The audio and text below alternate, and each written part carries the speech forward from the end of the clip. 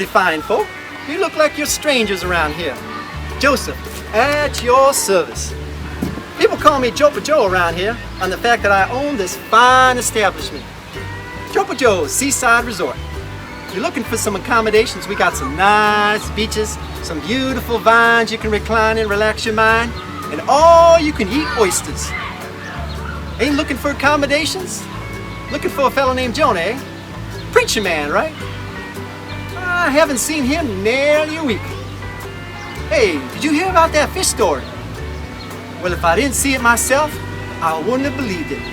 But what I'm about to tell you, I would swear on the stack of Bibles. Let me show you where it all started. Right over there, where the vines are. See, it all started last week. But Jonah likes to come here once in a while, recline himself under the vine, stays away from my shack, since it's kind of unclean, kind of the oysters and all.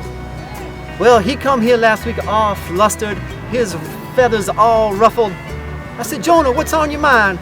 What's troubling you, boy? Sit down under this vine and recline and tell me what's troubling you, boy. Well, he said, I'm running from God. Running from God? Jonah, I ain't a man of the cloth, but I know running from God will land you in a heap of trouble. In your own words, boy, you need to repent. Well, he didn't narrow me any mind. He went straight for them docks. Got himself a one-way ticket to Tarshish, furthest place from here. But that was the last I thought we heard of Jonah. See, the sailor boy came in the next morning, said their ship was almost wrecked, all the cargo lost. Said it might have been on account of that Jonah fella.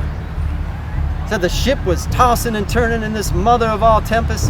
And Jonah said, throw me overboard and the seas will be still. I'm running from God. Well, the fear of God was in us, and we didn't want his blood on our hands, said the sailor. So they weren't sure about throwing him in, but they had no choice. They threw him overboard.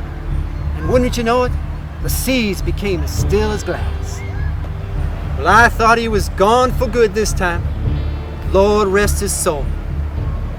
Well, 3 days later, I was wandering on the beach looking for some oysters, when all of a sudden I saw this big fish coming towards shore. It was this big. I'm not much of a fishtail teller, but it was this big. Oh, actually it was this big, and that was just his tail.